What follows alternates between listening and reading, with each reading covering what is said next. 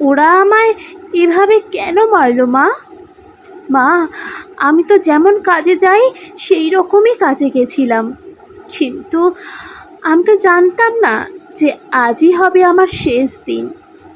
আমি তো আমার জুনিয়রদের সাথে একসাথে কত গল্প করতে করতে তোমার হাতে বানানো টিফিনটা খাচ্ছিলাম। তখনও যদি একটু বুঝতে পারতাম। রাত অনেকটা হয়ে যায়, আমি ওয়ার্ডে একা তখন, আর হঠাৎ ওরা আমার সাথে। ছি মা, আমার খুব কষ্ট হচ্ছিল জানো তো। অনেকবার আমি বারণ করেছিলাম, চিৎকার করেছিলাম, বাঁচাও বাঁচাও, কে আছো, আমাকে বাঁচাও। কিন্তু কেউ আমার চিৎকার, আমার আর্তনাদ শুনতে পায়নি জানো তো মা। আর ওরা আরও পশুর থেকেও বিচ্ছিরি ব্যবহার করতে লাগলো, খেলতে লাগলো আমাকে নিয়ে ওরা। আমি ওদের হাতে পায়ে পড়লাম জানো তো। আমি এটাও বললাম যে আমাকে ছেড়ে দাও প্লিজ, আমি কাউকে কিচ্ছু বলবো না, আমাকে যেতে দাও। কিন্তু ওরা আর আমায় তোমার কাছে একবার যাওয়ার সুযোগটা দিল না তোমার কোলে শেষবারের মতন মাথা রাখতে দিল না শেষবার তোমার হাসি ভরা মুখটা দেখার ও শেষ বিদায় জানানোর সুযোগ।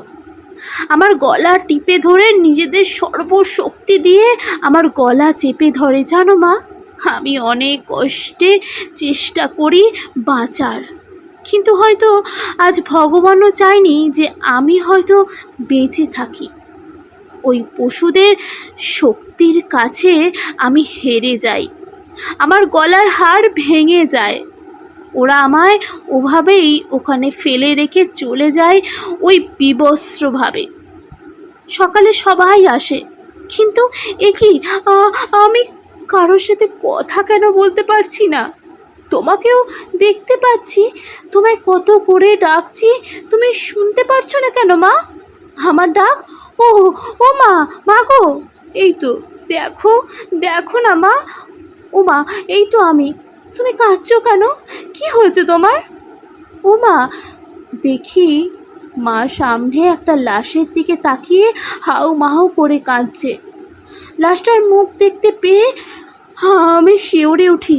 হে কি, এটা যে আমারই নিথর দেহ, আমি কি তবে মারা গেছি? আমিও কাঁদতে শুরু করলাম।